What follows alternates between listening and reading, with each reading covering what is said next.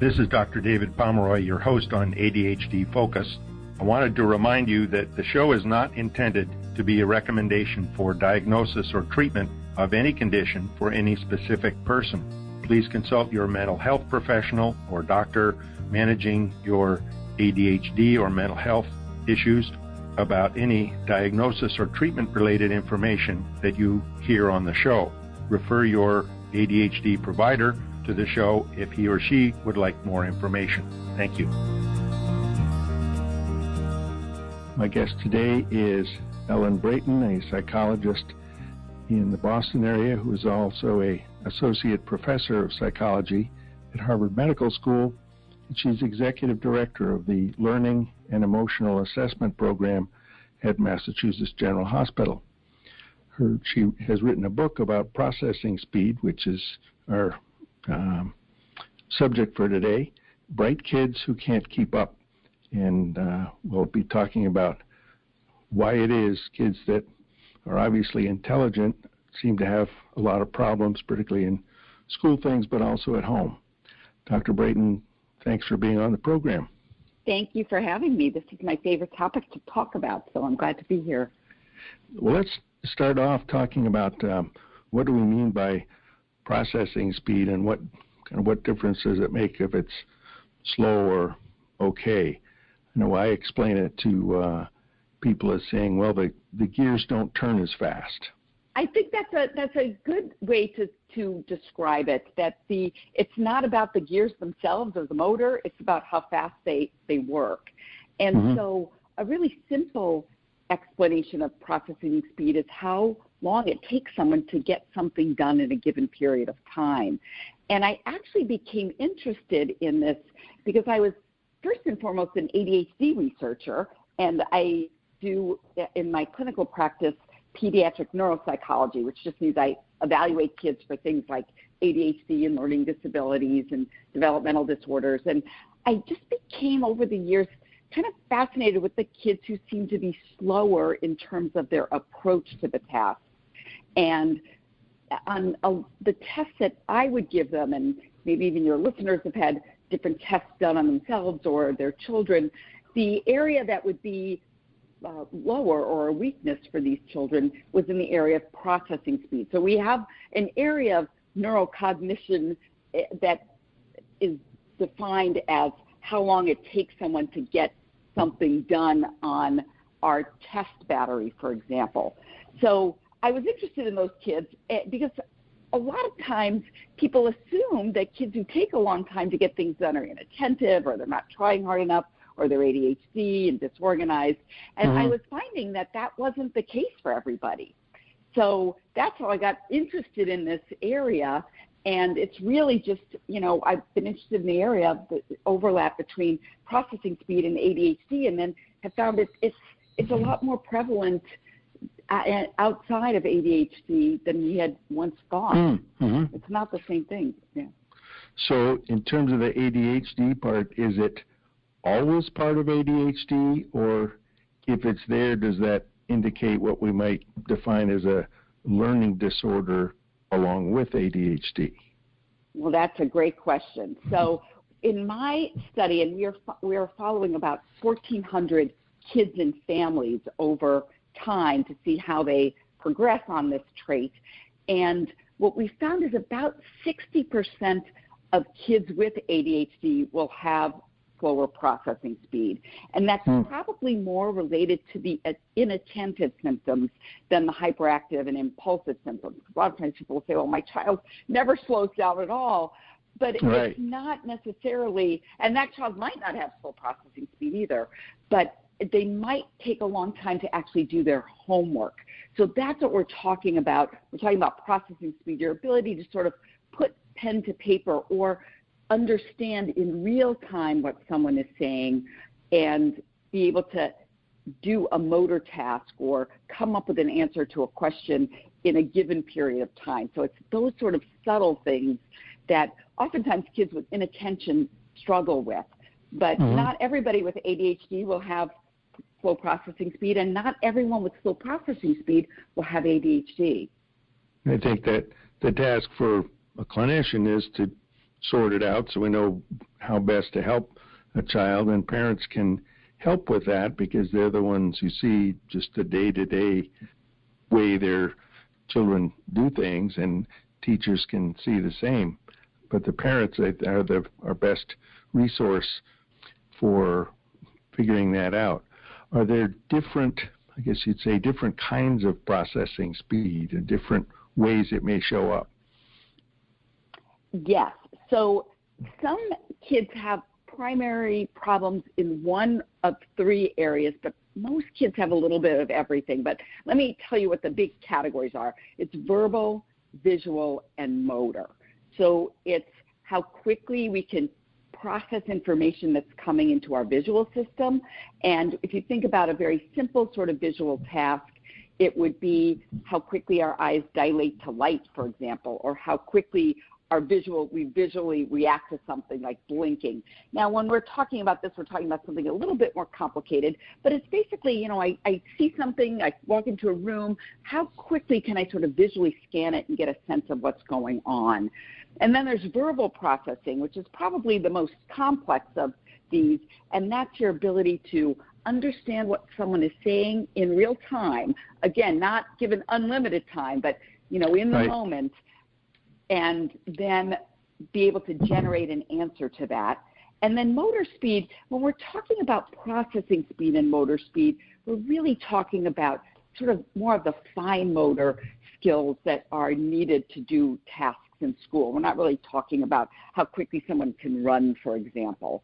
Mm-hmm. So those are the three main areas. And I would say, when you think about it, a lot of things require you to juggle at least two of those at any one time. But some kids have significant issues in one area. You asked before, and I didn't answer your question about whether if you have slow processing speed and ADHD, could that be a sign of a learning disability? And it could be. So you could have a child with ADHD and who also has dyslexia, and slow processing speed can disrupt their language system. So it's complicated, and really finding, the right kind of evaluation so you can look at each one of these areas is very important. And in terms of evaluation, you mentioned the neuropsychological, neuroeducational, psychoeducational, all the different terms for it. Is that full battery and kind of formal testing, is that necessary to, I guess, define it officially so schools would accept it, or colleges and things for accommodations?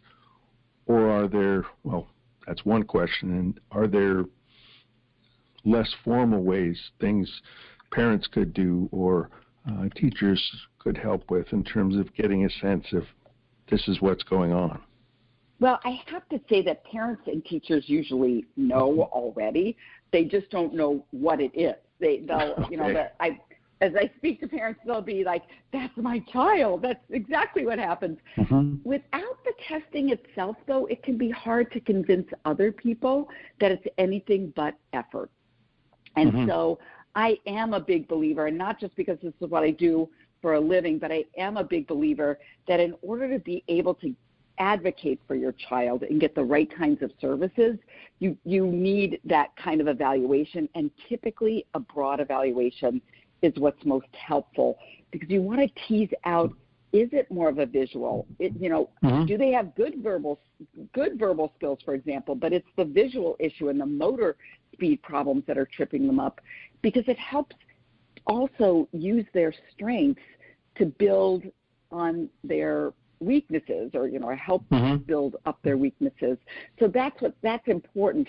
There aren't any really good checklists for us that can measure how quickly someone processes information. In the book that I wrote that you mentioned, we do have some checklists in there that give you a general sense, but it's not anything that's really scientific. Mm-hmm. In some ways it's a very complicated issue and very individualistic too. Yeah, and I think you touched on a good point that a lot of people look at this testing as, okay, let's find what isn't working, but it's also going to find what the strengths are, what that child can do well. So, what can we do to play to the strengths, which is psychologically maybe more important, that the child and parents know that this kid has some things they can do very well and sometimes much better than others. It can be so confirming for kids and for parents to be able to label those too, like, and to be able to say, it takes me a while to process information, or when the conversation is going fast, I have trouble keeping up, but I can do, I can read about things well, or I can draw well, or I have good visual motor skills, or given the right amount of time, I'm better than average at this, and this. I think that can be a very, very therapeutic thing for a child. So yeah, I agree. I see particular kids I'm thinking of, they're twins, and they're very intelligent. They can talk about things way beyond their 11-year-old presentation, I guess, their age. But they get so distracted by so many things that they end up not paying attention to what they need to. But one of them, I think both of them, they can decide they want to make basically an origami model of a robot. There are no plans or design. They just do it. And that to me is absolutely mind-blowing. That, okay, I want to make, and it may be a robot figure from a video game or something, but they can look at it, take one piece of paper and make it out of folding paper. And one of them saying, well, I'm having a hard time figuring out how to make his arm move in paper. And I can barely fold a paper airplane so it does anything. And for someone to make a robot that's standing up and can move body parts out of one piece of paper is amazing. But getting him to pay attention is the tricky part. Right. And I think you brought up a good point, though, and I hope I say this more than once in our conversation, that there are lots of things in life that require a slow, methodical approach. Mm-hmm. So you mentioned that this child, these kids are really good at this visual motor processing, but the sort of thing that you're describing demands slow visual motor processing. It's not a quick, it's not a artist on the street who needs to draw a picture in 2 minutes of somebody's portrait. This requires real slow and careful approach, because you can't do something like this quickly. So this is where having slow processing speed is also a strength, even though we look at it as a weakness. And in our society, it often is. We live in a fast-paced society, or we did before COVID at least. Yeah. And so it's definitely not necessarily a weakness across the board. And then when paired with other strengths, can be an incredibly empowering thing. And so you bring up a very good point. To know that strength is there is important for both parents and child. I wonder, because so many things in school, there's the timed math test, how many additions or multiplications or whatever can you do in a minute, and essays are, you have half an hour to write this. Is that really teaching a skill that's needed by most people? Or you have to figure out this Excel spreadsheet and come up with data. And is it developing a skill that kids need, or is it just kind of separating out those with slower processing speed and whatever we call normal? So I definitely think it's the latter. And I am not a big fan of, let's just take multiplication math minutes. This is something that is very commonly done in classrooms, and where kids will have a page of math problems, even sometimes very simple. They're learning their multiplication facts, and they have 1 minute or 3 minutes to do as many simple multiplication facts as they can. That is not teaching anything at all. It's not teaching how well they do it. It's not teaching them how to do it. It's just measuring how quickly they can learn this. And it's not just measuring, when you think about it, just math facts. It's also measuring penmanship, how quickly they're, again, that visual processing comes in. We're measuring tiny differences between people, but those differences add up. So if you take a long time, even just a split second longer to look at a problem before it kind of registers visually, and then you've got to put it into mathematical concepts or verbal concepts. 6 times 6 is 36. Mm-hmm. All of those things are happening at the same time. What you're measuring in those sorts of math minute tests is the processing speed. It's not really the math. It's definitely, there is nothing about that is teaching a child how math works. It's right. Not teaching them 6 times 6 or 2 times 4. Yeah. And even, at home, they can practice their multiplication tables, and they can tell you 6 times 6 and 4 times 5, but that's when they've got that time, and they're also choosing the order of it. When you don't know what the next one's going to be. Is it 6, 6 or 5 times 9? They have to process that part, and then they may have the number memorized, so what it is, but they may get jumbled up because it's coming at unpredictable times.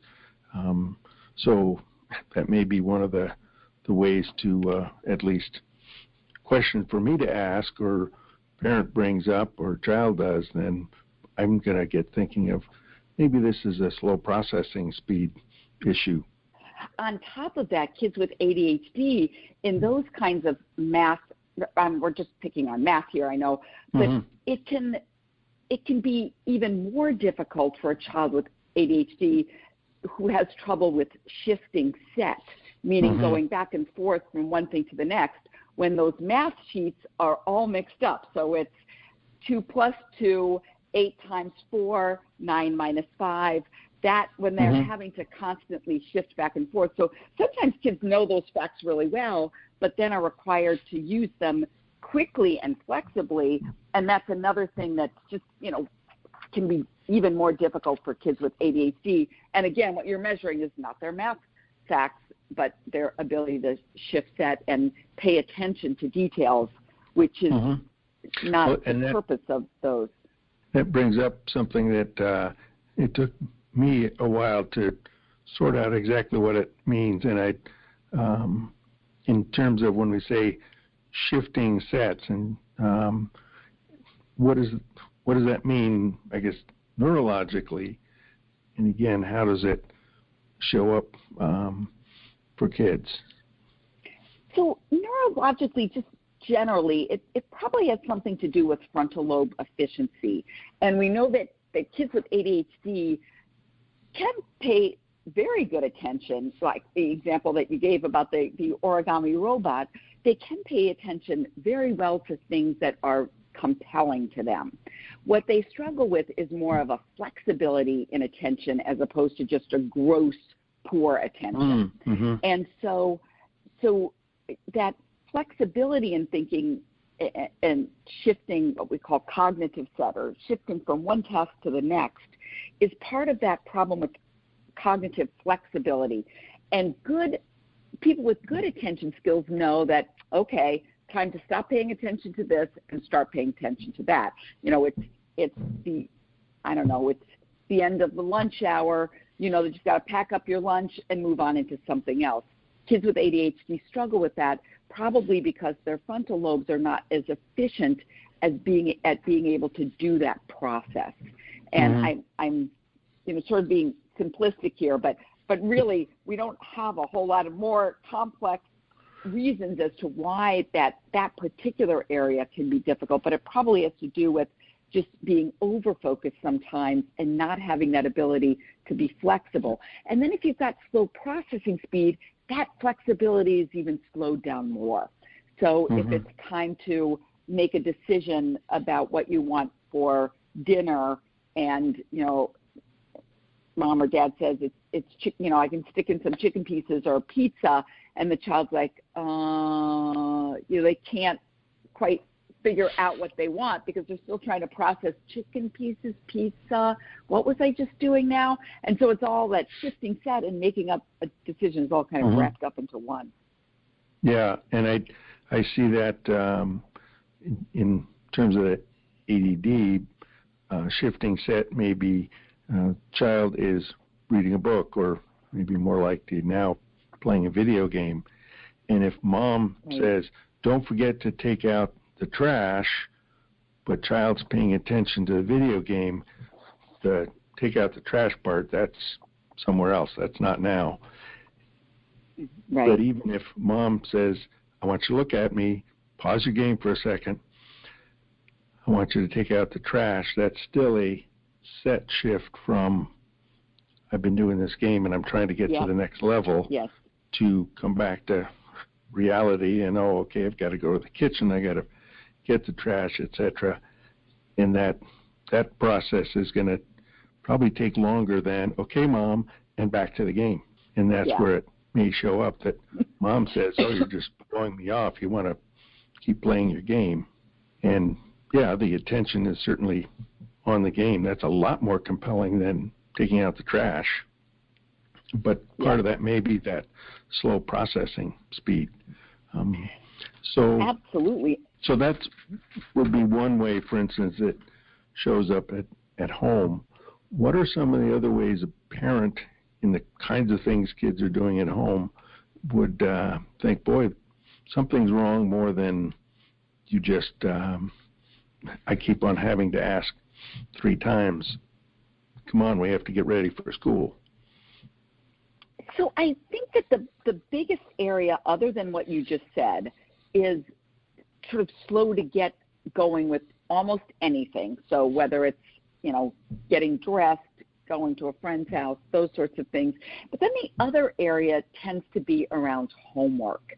And I'm really curious how parents, I've talked to many parents over the last year, and some of them are seeing this processing speed issue in full, they're seeing it all day, every day, whereas before COVID, they were seeing it mostly in homework, where it would take kids a long time to get their thoughts on paper. Even kids who don't have a learning disability, who have no problems decoding words or even understanding them, might have trouble just in their reading fluency. They might be a slow reader. And also, we hit on this, but I think it's worth mentioning again that kids have trouble sustaining attention to task, not because the primary problem is necessarily the attention, but because the information is coming in so quickly that their attention is lost. So they might see this in situations where you might be at a big family event, or there may be things going on in the background, and there's too much going on, and therefore they didn't get what was happening because they just couldn't absorb any of it. I think you might also see as a parent trouble retrieving things from long-term memory, even though the child has it in there. And what the problem is that they can't get to that information quickly enough to come up with a response. And the other thing that we have found in our research that I think is worth pointing out is a lot of kids with slower processing speed have trouble with friendships. And when I first started to examine kids with slower processing speed, I was interested in this overlap of, ADHD, kids with ADHD who had this as part of their profile, but also a lot of the kids who wound up having slow processing speed were referred to me by psychiatrists and neurologists and pediatricians to rule out autism spectrum. And most of them didn't have autism spectrum, but they had this sort of quality of trouble with social relationships and then this slower speed of processing. So that's another thing that parents might want to look at.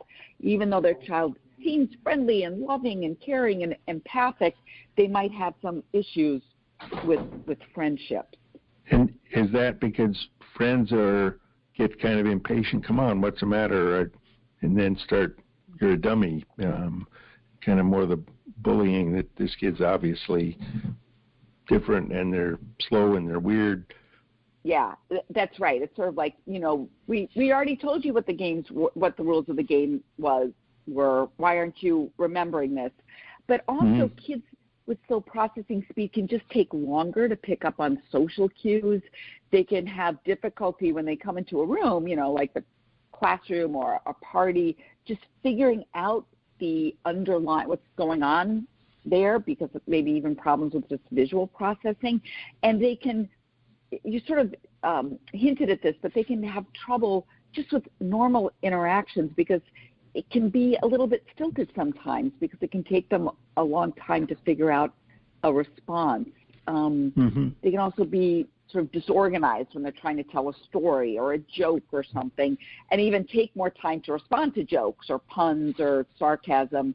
And so they don't always get what's going on. And then, like you said, people either, good-heartedly tease them or sometimes even worse. And that can make it difficult for them, of course.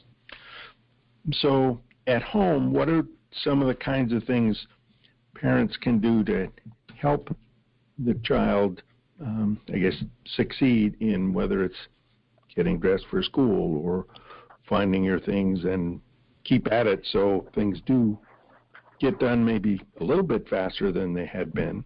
Yeah, you bring up a good point, because when things don't go well, emotions rise, and that slows everyone down. So some of the things that parents can do, I came up with this idea of the 3 A's of processing, which is to accept, accommodate, and advocate. And I think that parents have to think of all of those when we're thinking about at-home strategies. So acceptance means it's a lot of what we've been talking about already. Knowing what the problem is can already make it somewhat better. Knowing that it's going to take longer to get something done can already make you feel like, oh, all right then, I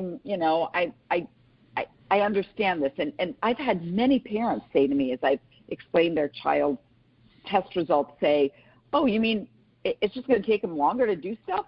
Oh, all right, well, I can live with that. It's, It's not that he's being defiant or being, that's I think one thing that parents, that mindset alone can help. And then accommodations are things that make your life easier and help kids speed up.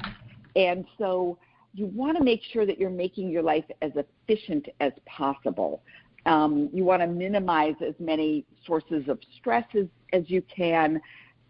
You want to make sure that if your child does have any other definable disability or learning difference, you want to make sure you're treating that as much as possible. So if your child does have ADHD, you want to make sure you're also treating the ADHD. If they have dyslexia, you want to make sure that you're treating that. And in a lot of ways, one reason why I became interested in this population was because I found that kids with any disorder who had slower processing speed didn't seem to make as much progress as those who didn't.